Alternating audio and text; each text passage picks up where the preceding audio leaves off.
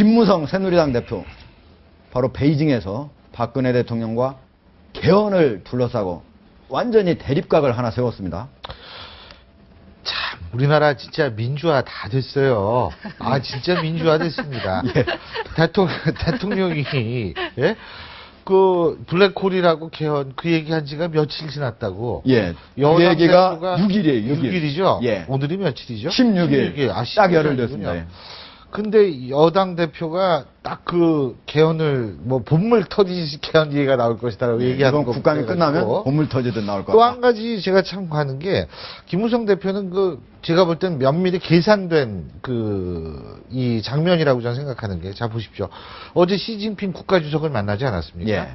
그러니까 소위 말하는 국가 지도자의 이미지를 일단 쫙 구축한 다음 바로 다음 날 예. 그 개헌에 관한 필요성 그것도 아주 구체적인 아웃라인까지 제시하지 않았습니까? 이원 집정부제 예. 이런 걸 보면은 이원 집정부제는 대통령은 군사와 외교를 하고 그 그다음에 역할 분담을 하는 거죠. 총리는 예. 내각을 담당하고 예. 그 얘기 딱 하지 않았습니까? 예. 그렇다면은 사실은 김무성 대표 전 이렇게 생각합니다. 타임테이블대로 움직이는 거다. 그렇다면 지금 여당 대표가 타임테이블대로 개헌을 얘기하고 그것도 바로 시진핑 주석을 만난 다음날 얘기하고 또 그 개헌에 대한 구체적인 얘기도 하고 이원 집정부제 이런 식으로 하면 그 사실 그 청와대를 어떻게 말릴 수 있는 상황은 아니라고 생각해요. 네. 이러니까 지금 대한민국 정치권은 의도하지 않은 방향으로 갈 수도 있다. 대통령이. 저는 그런 생각 같습니다. 예. 정현정 교수. 예. 지금 대통령 즉 대권을 향한 진군 나팔을 울렸다.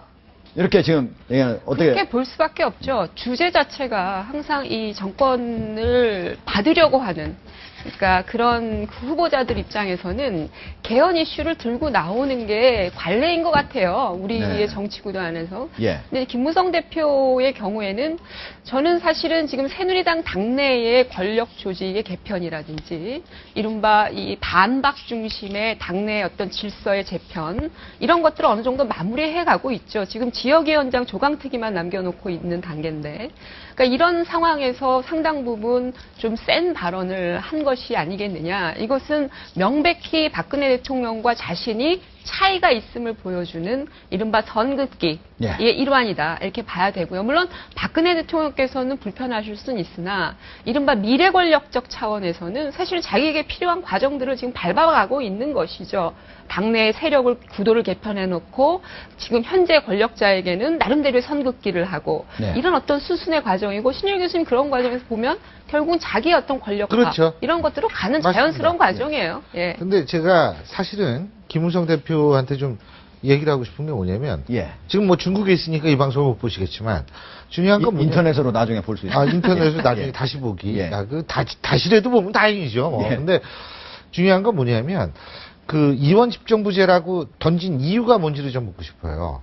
과연 그 어떤 정치 체제, 권력 구조로 개편을 논한다면 네. 그 전에 해야 될 게 많아요. 생각해야 될 게. 네. 과연 대한민국, 우리 한국에 있어서의 정치 문화가 무엇인지, 그리고 우리나라의 정치 문화에서 파생되는 타협이라든지 조정의 문화가 과연 어느 정도인지, 이런 걸 다 계산해 놓고서 권력 구조 얘기를 툭 던져야지, 예. 뭐 갑자기 나오는 게 뭐 지금 대화와 타협의 정치로서 이원 집정부제를 한다? 에이, 그거는 아니에요. 왜 그러냐 하면, 저는, 예. 몽골 있잖아요, 몽골. 몽골이 이원 집정부제를 해요. 네. 그런데 2001년인가 3년에 이제 개헌을 해서 의회 권한을 좀 더 확대해서 내각제적 요소를 강화했다고는 하지만 이원 집정부제인데 거기는 선거만 하면 막 불지르고 난리도 아니에요. 자, 물론 우리가 몽고보다는 좀 훨씬 그 정치 문화가 높다라고 생각하시는 분도 있지만 예. 문화의 높낮이는 얘기할 수 없는 거거든요. 그런 차원에서 제가 몽고를 예를 든 건데 예. 우리가 과연 그런 전통이 있느냐?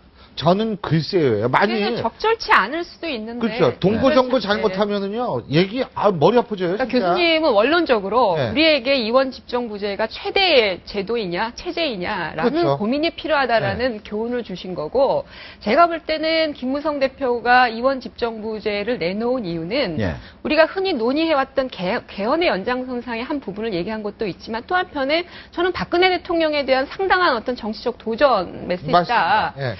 왜 그러냐면 박근혜 예. 대통령께서 당선이 되신 일성이 책임 총리였잖아요. 예. 책임 총리는 개헌을 하지 않은 상태에서 맞습니다. 예. 이원 이원 집정부제의 실현하는 맛을 낼 방식. 수 있는 예. 그런 어떤 하나의 그 핵심적인 테마였는데 박근혜 대통령께서 책임 총리, 책임 장관을 얘기했지만 실제로 지금 임기 3년 차에 들어가는데 그 과정에 한 번도 실현하신 적이 없어요.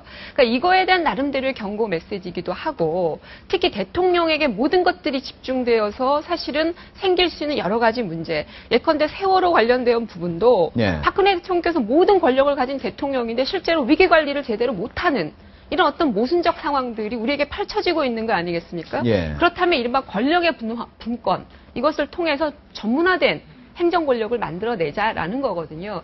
저는 박근혜 대통령이 실제로 하지 못하고 있거나 하지 않으려고 하는 부분에 대한 나름대로의 찝어내기다. 김무성 이원 대표가. 집정부제에 대한 예. 지적은. 그러니까 저도 동의해요. 예. 그러니까 제가 정치 문화적 고려라든지 이런 거 없이 그게 툭 던지면 목적이 있어야 될 건데 두 가지라고 저는 생각해요. 네.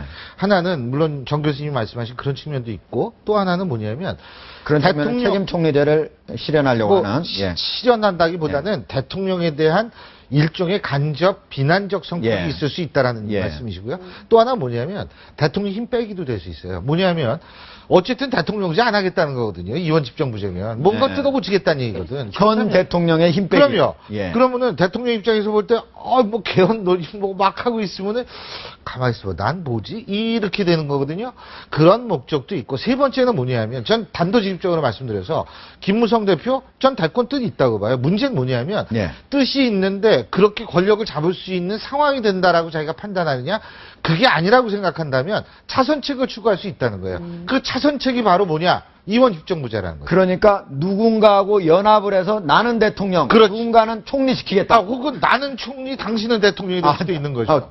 총리 자기가 총리를 할 나는 총리. 왜냐하면 그런데요, 예. 그게 예. 우리가 하기 좋아서 그런데 실제로 저는 대권을 바라보는 주자들이 그렇게 권한이 없고 권력이 없는 대통령의 선거에 그러니까 총리하려고 출마하려고 그러니까 하겠습니까? 총리. 저는 네. 사실은 정치인들의 개헌 논의는 사실 믿지 않아요. 특히나 대권을 눈앞에 두고 있는 사람들이 스스로 이원 집정부제를 외치는 것은 이건 모순이라고 생각이 돼요.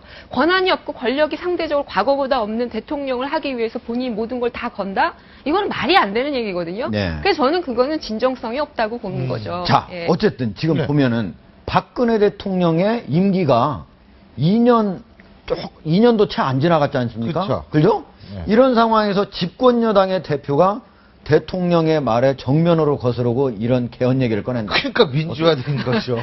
선생님 아까 민주화됐다고 말씀하셨잖아요. 근데 제가 볼 때는요. 예.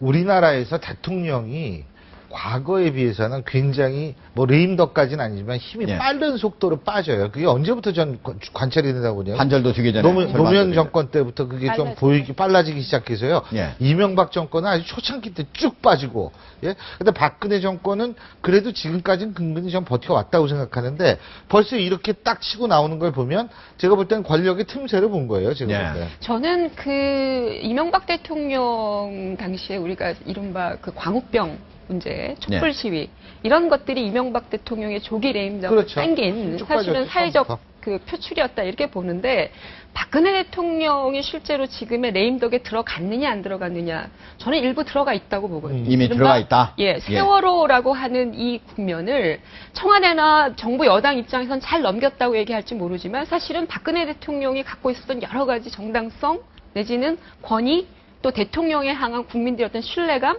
이런 것들이 상당 부분 훼손당한 건 사실이에요. 네. 그거에 대해서 김무성 대표가 사실은 캐치를 한 게 아니냐. 예. 거기서부터 이미 영부 여당의 당대표는 현직 대통령의 레임덕에 들어갔다라고 보고 있는 거죠.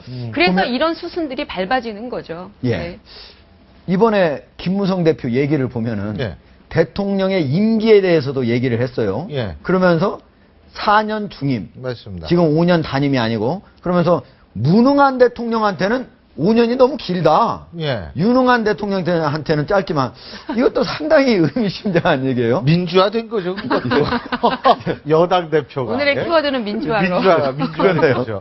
근데 예. 사실 저는 그렇게 생각해요. 4년 중임제라는 얘기 나오는 거, 그거는 뭐냐면 개헌 논의에 일단은 친박들도 대충 포함시키기 위한 하나의 제스처다라고 저는 생각을 하거든요. 네. 왜냐하면 친박들도 개헌에 아주 부정적이진 않아요. 필요는 하다고 얘기를 합니다. 공식적인 상태에서. 근데 단지 그거는 지금 얘기할 때가 아니다라고 얘기를 할 뿐이지. 그러면 친박이 얘기하는 그 개헌의 그 권력 구조는 4년 중임제거든요. 네. 그건 박근혜 대통령도 예전부터 얘기를 해왔던 거고. 네. 그런데 이쪽 뭐 비박 쪽에서는 완전히 뒤집어 엎는 개헌을 얘기하는 거고, 새정치민주연합 쪽에서도 역시 다른 계산에 의해서 4년 중임제 대통령제보다도 완전히 그렇죠. 바뀐 이건 권력 구조를 또 얘기를 할 수밖에 없는 거예요. 그러니까 김무성 대표의 발언을 가만히 보면 한쪽 다리는 친박에게, 한쪽 다리는 야권에게 양다리 전법으로 나가는 것이다. 사실 이렇게 볼 수밖에 그래서 없어요. 지금 정성이 없다는 얘기를. 예.